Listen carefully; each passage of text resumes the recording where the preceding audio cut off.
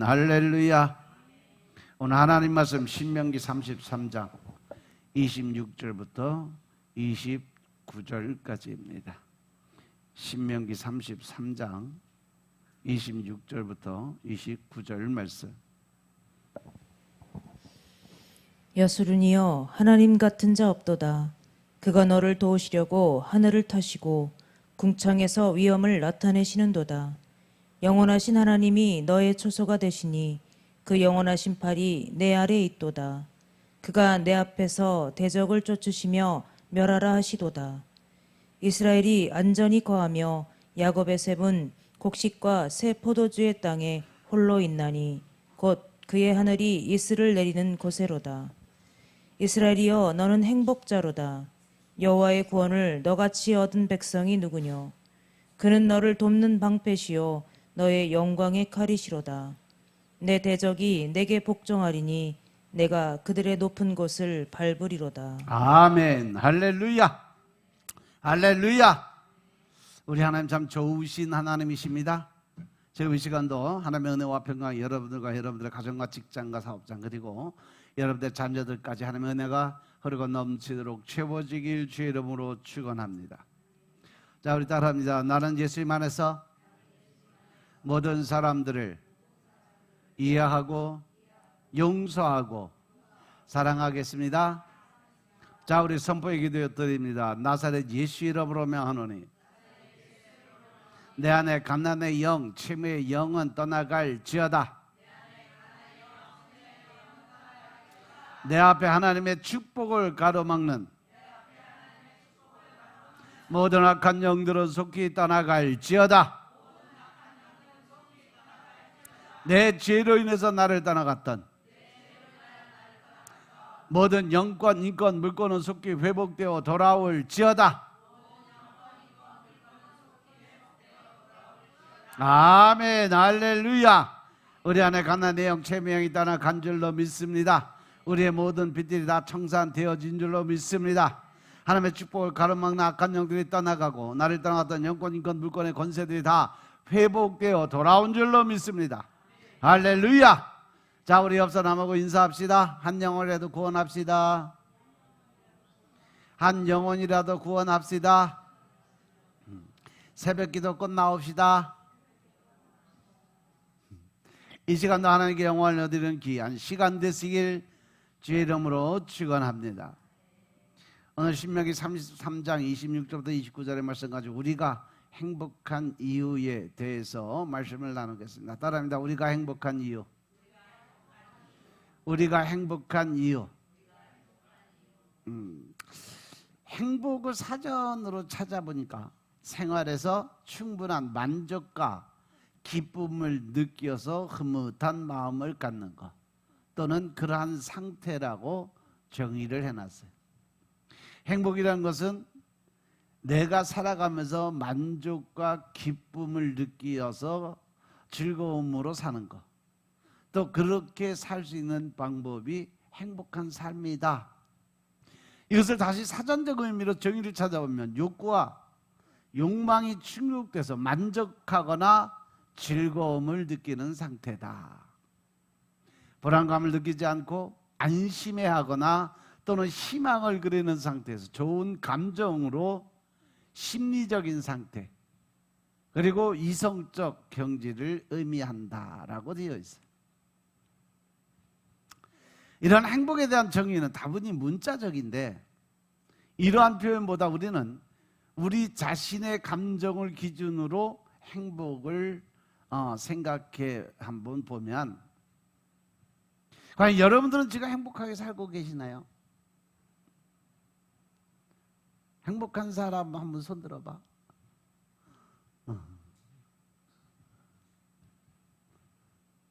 뭐 때문에 행복할까? 그러면 할 말 없지. 왜 행복한지 모르니까. 행복하지 않은 사람은 또 그 이유가 뭘까? 행복의 내면에는 반드시 있어야 될 것이 뭐냐? 편안함이에요. 예수님이 우리에게 제일 먼저 찾아오셔서 하신 말씀이 뭐라고 그랬어?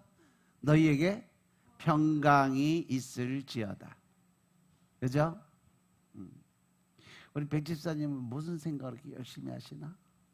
말씀에 집중해. 그 평안한 마음, 주님이 주시는 평안함이 있어야 우리가 진짜 행복한 삶을 살 수 있는 거예요. 그런데 많은 사람들이 이 평안과 편안함을 혼돈하고 살아가고 있다는 거죠. 평안은 영어로 말하면 피스죠.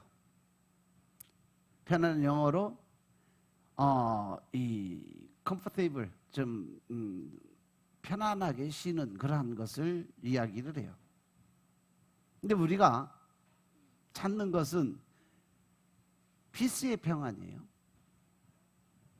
컴포테이블이 아니에요. 우리가 행복하기 위해서 무엇보다도 가져야 되는 마음, 혹은 우리 속에 간직해야 하는 마음은 분명한 평안이에요.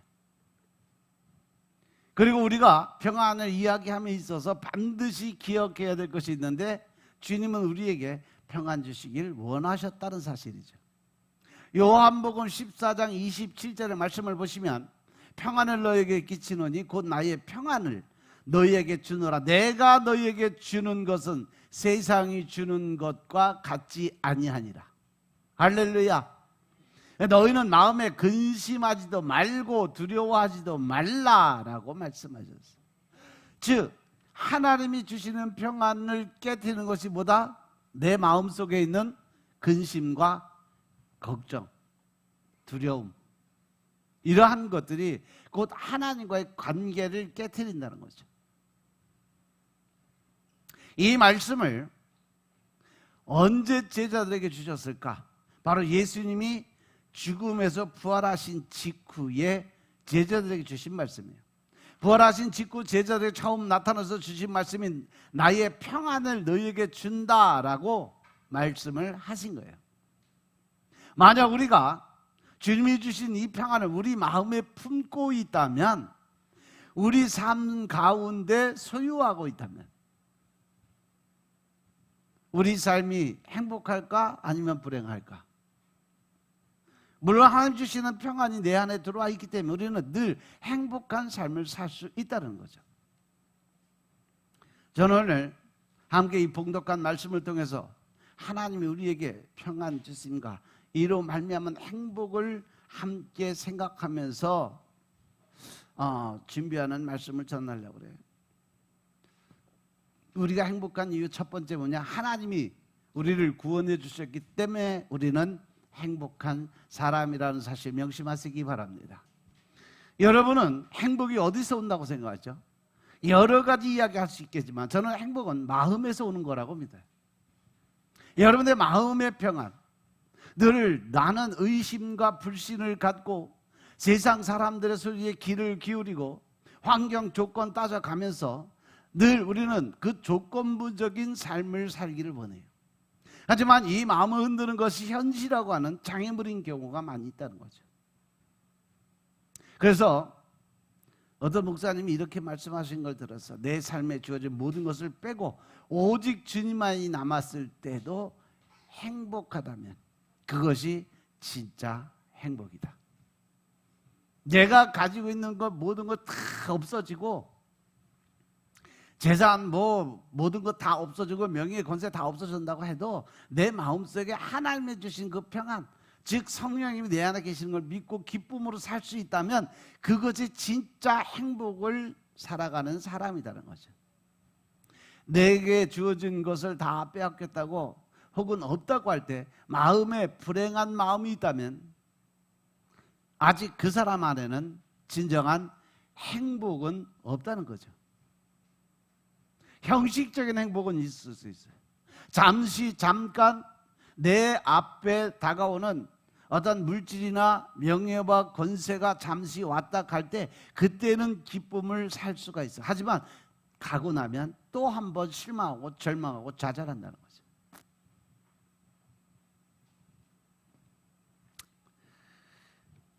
그래서 한번 제 자신을 한번 돌아봤어요.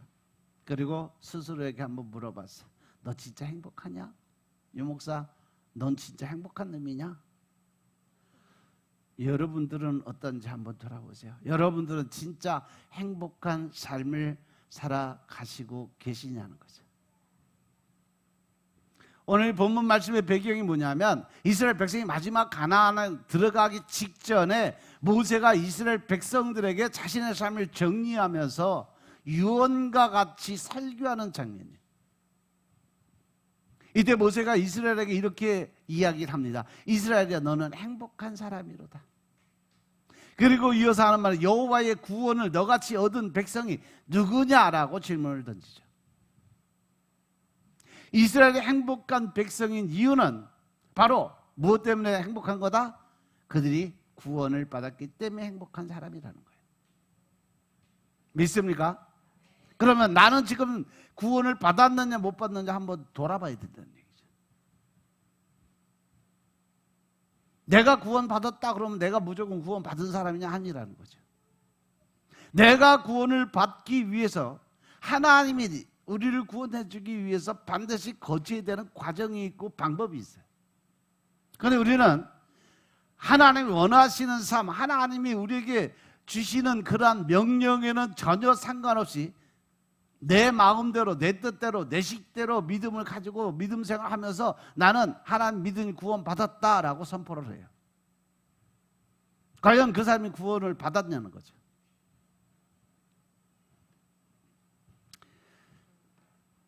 만약에 우리가 하나님의 말씀에 의지하지 아니하고 내 생각이나 내 방법이나 내 뜻으로 믿음 생활을 하고 있다면 여러분들은 구원하고는 상관이 없는 믿음 생활을 하고 있다는 거죠.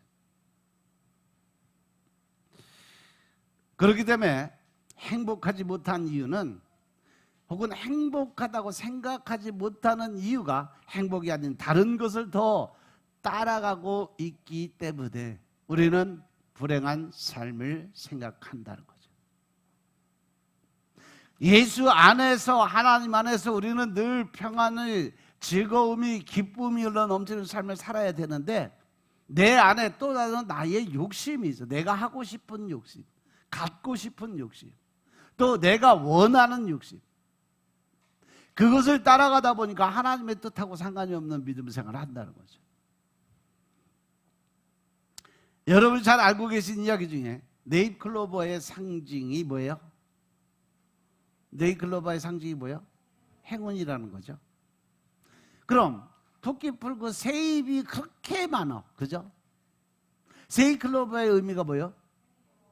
행복이죠. 그런데 사람들은 행운을 찾기를 원해, 행복을 찾기를 원해. 그래서 네잎클로버가 그렇게 유명해진 거예요. 왜? 인간의 욕구가 그 안에 숨어 있기 때문에 그렇습니다. 인간이 가지고 있는 자아적 욕심의 마음이 그 안에 들어있기 때문에 행복한 삶을 살기보다는 행운을 잡기 위한 삶을 더 원한다라는 것을 설명하는 것이 바로 이 네잎클로버의 상징적 표현이에요. 그래서 많은 사람들이 행운을 따르느라 우리는 종종 우리들에게 주어진 행복한 삶을 짓밟아버리고 살아가고 있다는 사실이죠. 이스라엘이 40년의 광야 생활 속에서 다른 나라와 싸움도 많이 싸웠어요. 자신들이 소유할 수 있는 집도 하나도 없었어요. 그런 중에 분명한 것은 저들의 힘으로 살아남은 것이 아니었다라는 거죠. 하나님의 힘이고 하나님의 능력 때문에 그들이 40년의 광야 생활을 잘 이겨냈던 거예요. 저들이 물이 필요할 때 하나님은 광야에서 물이 나오도록 만들어 주셨어요. 저들이 배가 고프다고 할 때 하나님은 만나를 공급하시고, 또 저들이 고기가 먹고 싶다고 할 때 메추라기 떼를 보내주셔서 그 메추라기 고기를 먹게 만들었어요. 그래서 저들이 살아남을 수 있게 만들어 주셨다는 거죠. 40년 동안 옷을 갈아입지 않고 신발을 바꿔 신지 않아도 옷이 떨어져서 더러워지거나 신발이 닳아서 바꿀 일이 없게끔 하나님이 옷과 신발까지도 다 관리를 해주셨어요. 여기서 만나를 공급하신 하나님의 절묘함은 생각할수록 아주 기가 막힌 타이밍이에요. 필요한 만큼만 공급해 주신 것이기 때문에. 만약에 사람이 욕심을 내서 내일 먹어야지 그러고서 조금 더 많이 걷어가면 자기가 먹고 남은 그 양은 그달 저녁에 다 썩어버리고 벌레가 생겼어요. 그래서 혹시 더 많이 쌓아놨다가 해도 결국 상해서 먹을 수 없는 그러한 상황이 되어버리는 거죠. 이것은 우리의 필요를 채우시되 하나님은 우리 안에 뭐를 없애는 거예요? 욕심의 마음을 버리게 만드는 훈련을 시키기 위해서 만나와 메추라기를 그들에게 공급했다는 사실 명심하시기 바랍니다. 이스라엘 백성들은요 40년 동안 광야 생활하면서 그들은 신앙의 사관학교에 들어간 거예요. 40년 동안 훈련을 받은 거예요. 하나님 믿는 방법이나 또 하나님 배반하면 어떻게 되고 또 하나님의 명령을 불복종하면 어떻게 살 수 있다는 것을 정확하게 말씀을 통해서 보여주고 계심을 깨달으시기 바랍니다. 이스라엘 백성들이 고기가 먹고 싶다고 불평할 때 하나님 저들에게 고기를 공급해 줬죠. 저들이 쑥에서 잡은 것이 아니라 그냥 자고 일어나면 그 광야 바닥에 너저분하게 다 늘어진 게 고기 덩어리요. 싸움을 할 때조차 이스라엘의 힘으로 이긴 것이 아니었죠. 가나안 땅에 들어가서 가나안 땅을 정복할 때 모세가 손을 들면 전쟁을 이기고 모세 손이 내려가면 지는 사건이 있어서 그죠? 그 이유는 그 싸움이 이스라엘의 싸움이 아니라 하나님의 싸움이었기 때문에 하나님을 의지하고 하나님께 기도를 드릴 때 하나님이 나서서 싸울 때는 승리할 수 있지만 만약에 우리가 전쟁을 하면서도 그 안에서 기도를 게을리하거나 또 하나님과 멀어진 자의 생활을 하게 되면 결국 하나님이 손을 놓으면 사단한테 먹히는 그러한 삶을 살게 된다는 거죠. 그래서 우리가 한번 여기서 다시 행복의 삶을 다시 한번 생각해 본 행복의 의미가 행복이란 뜻도 있지만 복이 임한다라는 의미가 더 커요. 행복 안에는. 이 단어를 70인이라 불려지는 헬라어 성경에 보면 행복이란 단어보다는 복받은 자의 뜻으로 많이 기록이 되어 있습니다.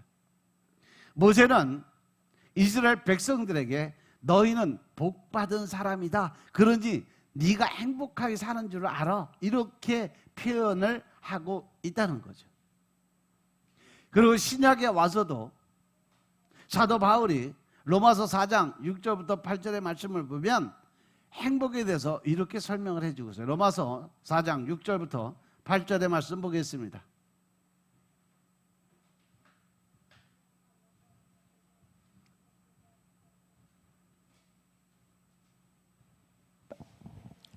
이란 것이 없이 하나님께 의로 여기심을 받는 사람의 행복에 대하여 다윗의 말한 바 그 불법을 사하심을 받고 그 죄를 가리우심을 받는 자는 복이 있고 주께서 그 죄를 인정치 아니하실 사람은 복이 있도다 함과 같으니라. 9절. 그런즉 이 행복이 할례자에게뇨 혹 무할례자에게도뇨 대저 우리가 말하기를 아브라함에게는 그 믿음을 의로 여기셨다 하노라. 아멘. 여기서도 보면 사도 바울은 죄의 문제가 해결된다는 그 행복의 조건이 기본이라는 거죠. 죄의 문제가 해결되는 것이 바로 행복의 조건이다. 다윗을 통해 설명하고 있는 거죠.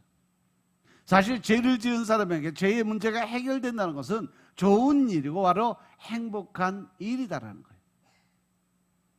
여러분들은 세상의 모든 것을 다 버리고 하나님 한 분만으로 만족하고 행복한 삶을 살 수 있겠냐는 거예요. 여러분이 가지고 있는 모든 재산, 명예, 권세 다 잃어버려도 그래도 나는 하나님께 구원받은 자라는 그러한 자부심 하나로 행복한 삶을 살 수 있겠냐는 거죠. 하나님이 구원해 줬음을 기뻐할 수 있는 마음이 있겠냐는 거예요. 그렇다면 여러분들은 이미 행복의 조건을 충분히 가지고 계신 분들이에요. 구원받은 자의 기쁨을 누리는 성도로 이 시대를 살아가는 하나님의 자녀가 되시길 주의 이름으로 축원합니다.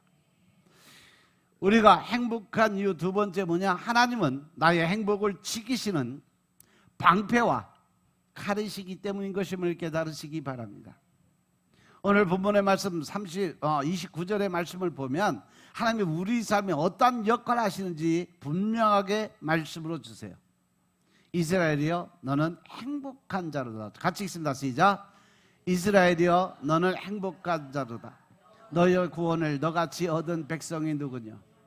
그는 너를 돕는 방패시요 너의 영광의 칼이시로다.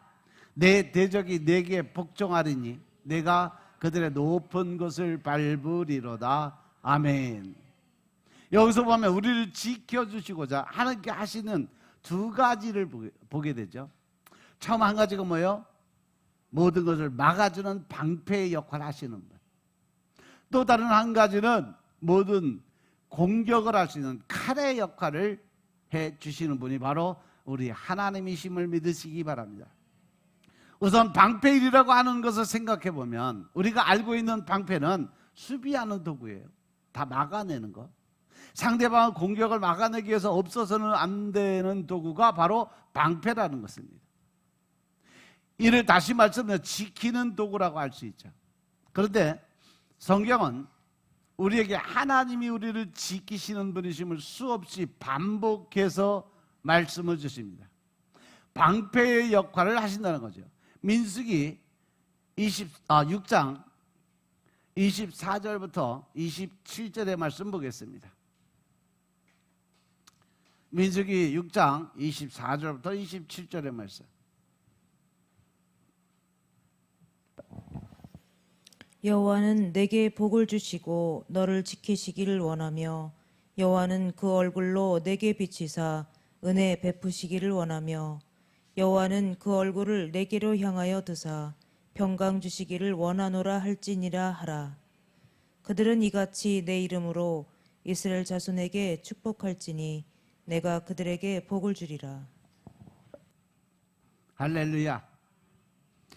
이 말씀은 제사장들이 백성들을 위해서 드리는 기도문이에요. 여호와는 내게 복을 주시고 너를 지키시기를 원하시고 여호와는 그 얼굴로 내게 비치사 은혜 베푸시기를 원하시고 여호와는 그 얼굴을 내게로 향하여 드사 평강 주시기를 원하노라. 하나님께서 제사장들이 이렇게 명령을 하시고 27절에 보니까 그들이 이같이 내 이름으로 이스라엘 자손에게 축복하지 내가 그들에게 복을 주리라 라고 말씀하셨어요. 할렐루야. 할렐루야. 그래서 여러분들은 매일 여러분들이 가정의 제사장의 직분을 가진 사람들이에요. 그래서 여러분들은 매일 아침마다 자녀들에게 학교 가기 전에 이 말씀으로 축복 기도를 해주라고 제가 어려서부터 그렇게 해야 된다라고 설명을 드렸는데 하는 사람이 하나도 없어. 이렇게 매일 기도를 드리면 27절 말씀이 그대로 임하는 거예요. 그들이 같이 내 이름으로 이스라엘 자손에게 축복하시니 내가 그들에게 복을 주리라. 할렐루야. 바로 여러분들의 자녀가 복받기를 원하시면 바로 이러한 기도를 매일 아침 저녁으로 기도를 해줘야 된다는 거죠. 여러분들도 왕같은 제사장의 축복권을 가진 사람들이에요. 베드로전서 2장 9절에 보면 하나님이 그랬잖아요. 너는 왕같은 제사장이다. 할렐루야. 여러분들 자녀에게 또는 주위에 믿지 않는 안타까운 사람들에게 이렇게 여러분들이 기도 드리시기 바랍니다. 여러분들이 전도하기 위해서 중보기도 드리는 사람이 있다면 이 말씀을 안에 넣고 기도 드리시면 하나님이 그렇게 복을 주신다고 약속하셨으니까 그 말씀을 믿고 여러분이 기도 드리는 여러분들 되시게 주님을 축원합니다. 특히 자녀들에게 아침과 저녁으로 머리에 혹은 가슴에 손을 얹고 이 축복 기도를 매일 드리시기 바랍니다. 그대로 이루어질 것을 믿고 기도드리면 그대로 이루어집니다. 그리고 시편 16편 5절에 보면 여호와는 나의 산업과 나의 자네 소득이니 나의 분깃을 지키시는 분이라고 고백을 해요. 또 17편 8절에도 보면 나를 눈동자같이 지키시고 주의 날개근을 그 아래 감추어 주셨다고 고백을 합니다. 그리고 시편 121편의 전체 말씀을 보면 여호와께서 너로 실족지 않게 하시고 너를 지키시는 자가 졸지도 않으시는 분이시다. 3절. 또 5절에 보니까 여호와는 너를 지키시는 자라. 여호와께서 내 우편의 그늘이 되시다니 낮에 해가 너를 상치 아니하며 밤에 달도 너를 해치 아니하리로다. 그리고 7절에 보니까 여호와께서 너를 지키면 모든 환난을 면케하시고 내 영혼을 지키시리로다. 할렐루야. 여호와께서 너의 출입을 지금부터 영원까지 지키실 거라고 말씀하고 계심을 깨달으시기 바랍니다. 이 말씀을 하시면서 빌립보서 4장 6절 7절의 말씀 보면 너희는 아무것도 염려하지 말고 모든 일에 기도와 간구로 너희 구할 것을 감사함으로 하나님께 아뢰라고 그랬어요. 할렐루야. 그리하면 모든 지각에 뛰어난 하나님의 평강이 그래도 예수 안에서 너희의 마음과 생각을 지켜주신다는 거죠. 여러분들 빌립보서 4장 6절 7절 말씀들 묵상하시면서 마음판에 새기시기 바랍니다. 하나님이 평강이 우리 예수 그리스도 안에서 우리의 마음과 생각을 지킬 수 있도록 오직 예수 오직 한 길의 길을 걸어가시기 바랍니다. 마귀 사단은 항상 우리 귀에 속살거려요. 또 마음을 상하게 만들어요. 그러므로 인해서 우리가 생각과 혼란 속에 빠지게 되고 그걸로 해서 하나님과 자꾸 멀어지게 만들어요. 섭섭이가 들어가고 우울증이 찾아오게 하고 또 분노, 혈기, 짜증이 올라가게 만들어. 이것이 마귀 사단이 우리를 하나님과 멀어지게 끊어내기 위해서 쓰는 방법이고 그들의 계획이에요. 절대 여러분들 그곳에 넘어가지 않기를 주의 이름으로 축원합니다. 여러분들 말씀에 의지해서 다른 사람이 뭐라고 하든 한쪽 귀로 듣고 한쪽 귀로 흘려버리는 습관을 가지세요. 또 그 사람들이 뭐 잘못된 말을 한다고 해도 그 사람들이 틀리다고 생각하지 말고 아 나하고 생각이 다른 거구나 라고 인정하시기 바랍니다. 그러면 혈기 날 일 없어요. 그래서 왜 하나님이 나를 지키신다고 하는데 우리가 어렵고 힘든 경우를 겪게 될까? 이러한 부분이 우리가 의문을 가질 수 있는데 하나님은 우리를 방패와 같이 칼같이 날개 아래 지켜주시고 아무것도 염려하지 말고 오직 모든 일에 기도와 간구로 너희 구할 것을 감사함으로 하나님께 아뢰라고 하셨는데 왜 우리에게 끝없는 연단과 시련은 계속 다가오고 있을까? 한번 여러분들이 의심을 가질 필요가 있죠. 저는 여기서 한 가지 분명히 말씀을 드리는데 아무리 방패가 크고 좋아도 그 방패 안으로 들어오지 않는 사람을 보호할 수는 없다는 거죠. 믿습니까? 방패가 아무리 크고 좋아도 그 방패 안으로 들어와야 보호를 받는 거지 방패 바깥에서 나 잘났다 너 잘났다 하고 떠들고 있으면 그거는 결국 보호의 대상이 될 수가 없다라는 거예요. 하나님의 보호하심은 하나님의 품 안으로 들어오는 사람에게 적용이 되는 것이기 때문인 것임을 믿으시기 바랍니다. 성경은 우리에게 우리가 무엇을 해서 하나님의 구원을 얻은 것이 아니라 하나님이 거저주시는 은혜라고 말씀하세요. 이제 우리가 해야 할 일이 있다면 그것은 우리 하나님에게 내가 모든 것을 맡기고 의지하는 그러한 삶을 살아야 된다는 거죠. 그리고 하나님이 허락하신 구원을 감사드리며 행복하게 살 수 있는 조건을 만들어 가야 된다. 이것은 곧 뭐다? 내려놓음이다. 내려놓으면 곧 뭐다? 내가 죽어야 된다는 거죠. 내가 살아있으면 결국 내려놓음이 될 수가 없다. 내 생각, 내 뜻, 내 방법, 내 의가 드러나면 결국 사단은 나를 늘 공격하는 자리에 서게 만든다는 거죠.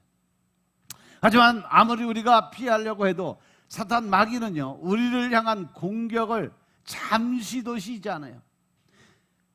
때문에 우리는 최선의 수비를 위한 공격의 능력도 있어야 된다는 사실이죠. 그러한 공격의 일도 하나님이 담당해 주신다고 약속을 했습니다. 그것이 바로 우리에게 주시는 전신갑주의 하나 성령의 검인 것임을 깨달으시기 바랍니다. 그럼 성령의 검은 무엇이다? 말씀이다. 할렐루야.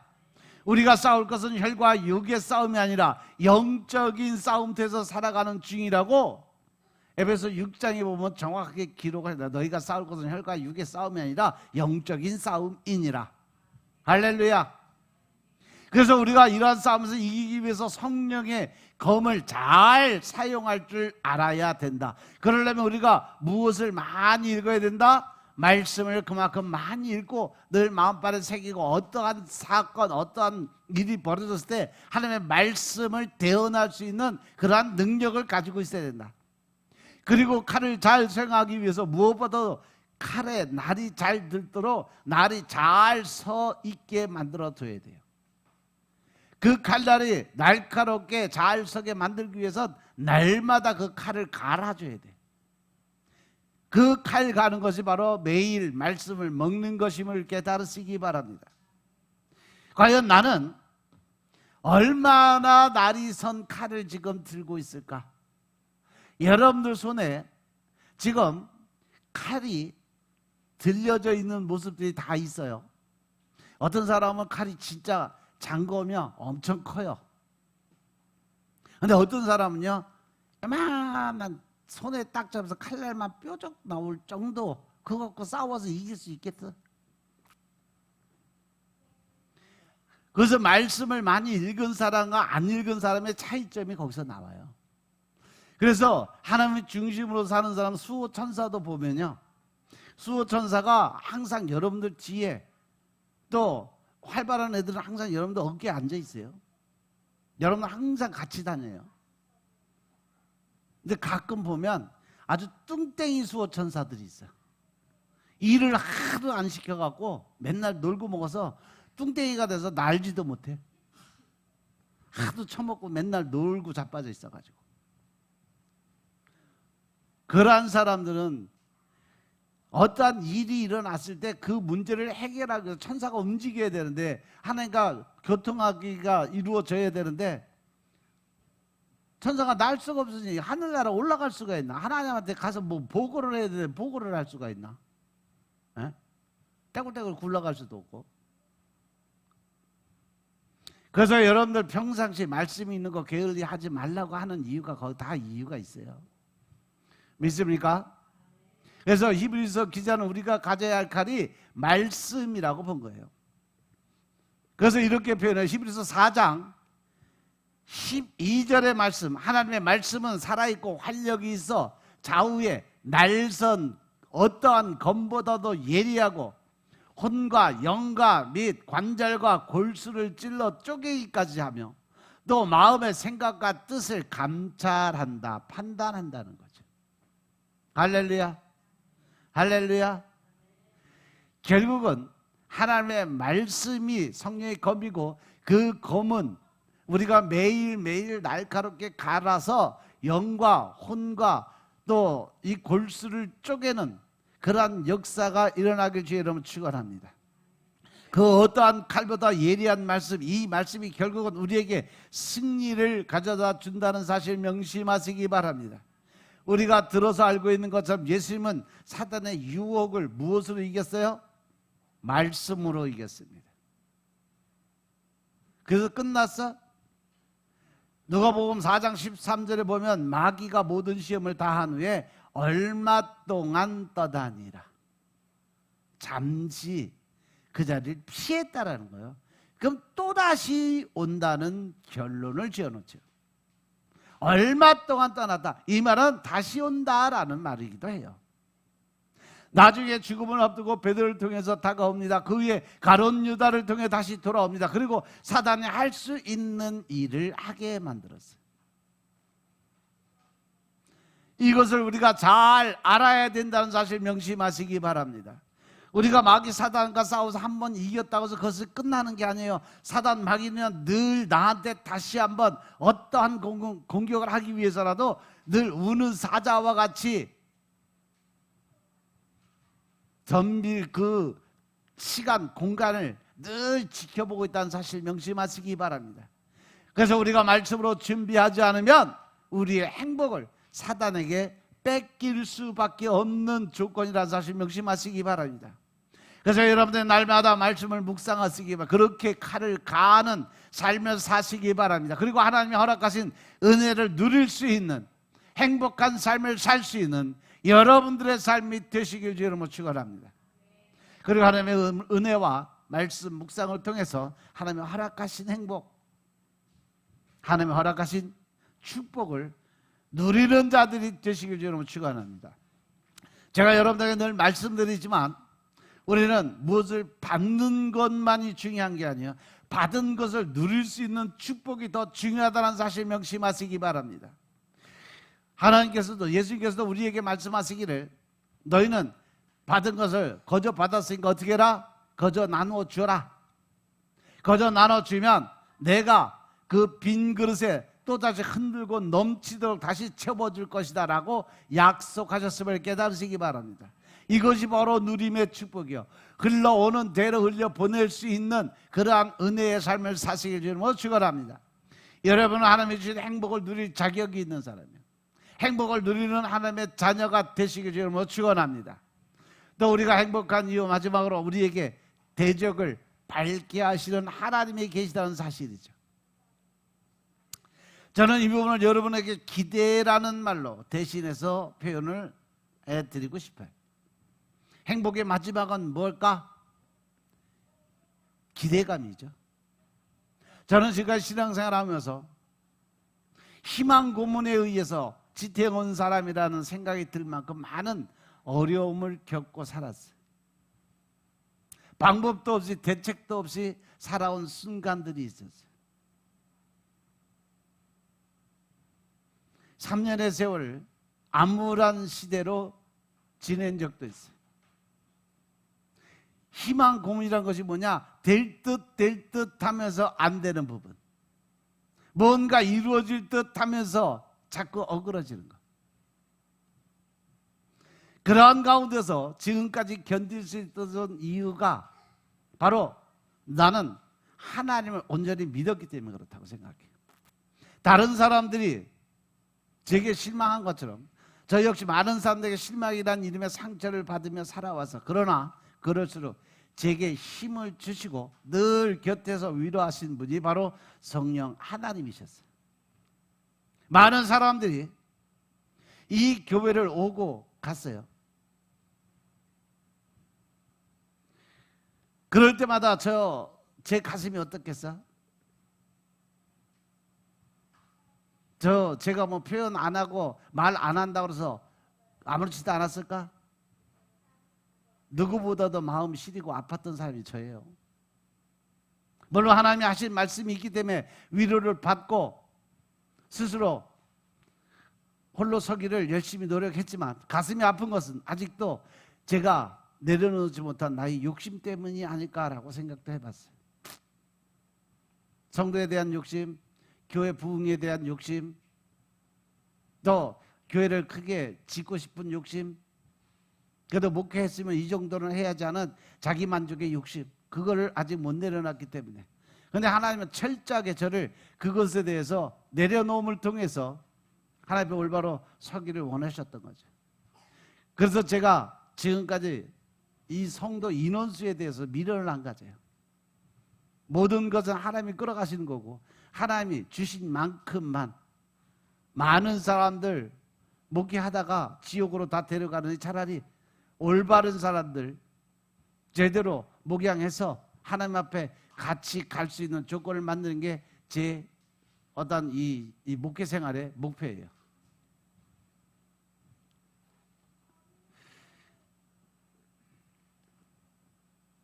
수많은 혼란과 혼돈 속에서 시간이 지나면서 하나님이 제게 주신 마음이 뭐냐? 평안의 마음이었어요. 한 번에 40명, 50명이 나가도 그 마음 속에 평안함을 주신 이유는 하나님의 계획이 있다는 것을 분명하게 알려주시고 깨우쳐 주셨기 때문이에요.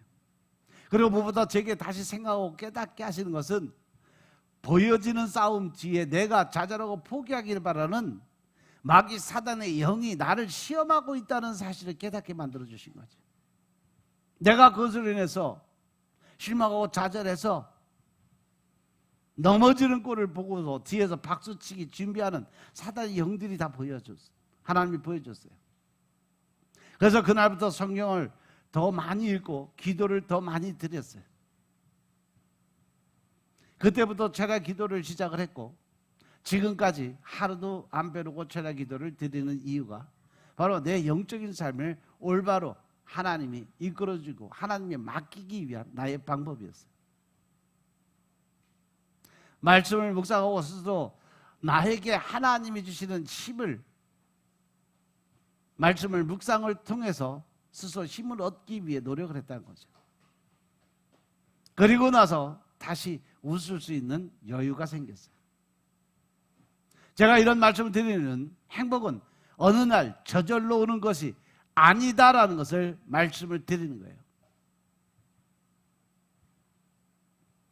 운동하는 사람들이 하는 이야기 중에 세상에서 가장 이기기 힘든 상대가 누구냐라고 물었을 때 모든 사람이 똑같이 대답하는 건 내 자신이라고 그랬어요. 자기와 싸워서 이길 수 있는 사람만이 승리할 수 있는 길을 걸어갈 수 있다는 거죠. 자기와 싸우면서 지는 사람은 결코 승자의 자리에 올라갈 수 없다는 거예요. 보여지는 남은 준비하고 대적할 수 있어요. 그러나 보이지 않는 내 자신, 자아의 모습은 상대하기가 그만큼 힘들고 어렵다는 거죠. 근데 마귀 사단은 늘 항상 우리에게 다가올 때 꼭 그 마음의 중심에 가장 나약한 부분을 건드리는 거예요. 그러니까 늘 기가 팔랑기가 되고 또 더 나아가서 혼란과 유혹과 미혹의 영들이 들어와서 자꾸 하나님과 관계가 멀어지게 만들어요. 오늘 말씀은 어쩌면 자신보다 더 힘든 상대라고 할 수 있는 마귀 사단을 이기게 해주시겠다는 약속의 말씀인 것임을 깨달으시기 바랍니다. 성경은요, 욥이 불행할 수 있는 상황에 처해 있음을 이야기를 하죠. 그런데 그 배후에 누가 있었냐? 바로 마귀 사단이 있었어요. 그 사단을 이기는 힘이 어디에서 올까? 바로 하나님에게서 온다는 사실이죠. 사도 바울은 우리에게 이렇게 고백해. 고린도후서 2장 14절에 보면 항상 우리를 그리스도 안에서 이기게 하시고, 할렐루야, 우리로 말미암아 각 처에서 그리스도를 아는 냄새를 나타내시는 하나님께 감사하노라. 하나님의 능력이 예수님을 살렸어요. 이 살리심을 통해 우리 하나님은 우리에게 말씀하시는 것이죠. 사도행전 10장 39절부터 41절까지 말씀 보겠습니다. 사도행전 10장 39절부터 40절 말씀 보면 하나님이 예수 그리스도 살리심을 통해서 우리에게 하시는 말씀. 우리는 유대인의 땅과 예루살렘에서 그의 행하신 모든 일의 증인이라. 그를 저희가 나무에 달아 죽였으나 하나님이 사흘 만에 다시 살리사 나타내시되 모든 백성에게 하신 것이 아니요 오직 미리 택하신 증인 곧 죽은 자 가운데서 일어나신 후 모시고 음식 먹은 우리에게 하신 것이라. 아멘. 할렐루야. 하나님이 예수 그리스도를 다시 살리심을 통해 우리에게 무엇을 말씀하시느냐? 고린도전서 15장 25절부터 28절의 말씀 보겠습니다. 고린도전서 15장 25절부터 28절의 말씀. 저가 모든 원수를 그 발 아래에 둘 때까지 불갑을 왕노릇하시리니 맨 나중에 멸망받을 원수는 사망이니라. 만물을 저희 발 아래 두셨다 하셨으니 만물을 아래 둔다 말씀하실 때에 만물을 저희 아래 두신 이가 그 중에 들지 아니한 것이 분명하도다. 만물을 저에게 복종하게 하신 때에는 아들 자신도 그때 만물을 자기에게 복종케 하신 이에게 복종케 되리니 이는 하나님이 만유의 주로서 만유 안에 계시려 하심이라. 아멘. 할렐루야. 이 말씀은 우리의 승리한다는 것을 전제로 걸어놓고 하시는 말씀이에요. 신명기에서 우리에게 말씀하시는 것은 그는 너를 돕는 방패고 내 영광의 칼이다. 내 대적이 내게 복종하니 내가 그들의 높은 것을 밟을 거라고 얘기했어요. 우리가 사단의 높은 것을 밟게 될 것임을 말씀하고 계시는 거죠.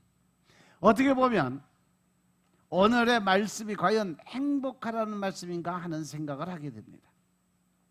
하지만 우리를 넘어뜨리기 위해서 시시각각 다가오는 사단을 보면서 나는 구원받은 자임을 기억하고 늘 이 영적인 싸움에서 불편함과 함께 싸워 나가서 이기는 삶을 살아야 된다는 조건이 있어요. 믿습니까? 주님이 나의 방패가 되시고 검이 되셔 나를 위해 싸우실 테니까 이제 공급하심에 부족함이 없는 것처럼 보여도 필요를 채우시는 하나님을 기억하고 견디고 행복한 삶을 살아야 되겠다는 각오가 필요하다는 거죠. 그리고 마지막에는 사단까지도 복종케 하시는 하나님의 능력이 예수 그리스도를 살린 것처럼 나를 살리고 사단의 머리 위에 서게 하심을 믿고 오늘을 견디며 행복한 삶을 살아가라는 거죠. 거기에는 여러분들이 아무런 근심이나 걱정을 해서는 안 된다는 거예요. 여러분 늘 행복하고 기쁜 마음으로 평안한 마음을 갖고 살아야 된다는 거죠. 주어진 형편이 우리를 행복하게 만드는 것이 아닙니다. 평안과 편안을 혼동하지 마시기 바랍니다. 진정한 행복은 주어진 모든 형편을 다 제하고 마지막 남은 분이 하나님이고 그래도 행복할 때 그것이 진정한 행복한 자의 모습이다. 이러한 행복을 가지고 행복한 삶을 살기 위해 오늘 말씀은 구원받은 자의 감격을 가지고 행복한 삶을 살아가라고 말씀하십니다. 하나님이 나의 방패와 검이 되심을 믿고 여러분들 근심, 걱정, 두려움에서 벗어난 행복한 삶을 살아가라고 말씀하고 계심을 깨달으시기 바랍니다. 하나님의 구원은 결국 사단의 싸움에서 이기게 하시고 사단을 복종케 하시고 그 높은 곳을 밟게 하심을 오늘도 믿고 사탄의 끊임없는 도발을 믿음으로 극복함으로 행복한 삶을 살아가는 여러분들의 삶이 되시길 주의 이름으로 축원합니다. 이제 무엇보다도 누구보다도 하나님으로 말미암아 예수님을 모시고 살아감으로 말미암아 예수님 때문에 그리고 하나님 때문에 행복한 여러분들의 삶이 되시길 주의 이름으로 축원합니다. 모든 것은 하나님으로부터 시작되고 모든 것은 하나님으로부터 오게 돼 있어요. 그러니까 우리가 오직 하나님만을 믿고 하나님 안에서 내가 변화되는 삶을 살아갈 때 우리는 진정한 하나님의 자녀로서의 삶을 영위하게 되는 거고 그것을 통해서 하늘나라 백성으로 인정받게 된다는 사실을 늘 명심하시기 바랍니다. 기도드리겠습니다. 아버지 하나님 감사드립니다. 오늘도 우리가 은혜 가운데 아버지 하나님 우리가 행복해야 될 이유 또 우리가 행복한 이유에 대해서 아버지 말씀을 나누었사오니 저들의 삶이 하나님이 원하시고 계획하신 대로 진정한 행복의 삶을 살 수 있도록 주님이 축복하옵소서.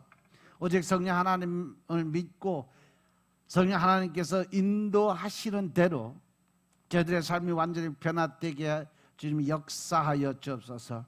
주님 나를 변화시켜 주옵소서.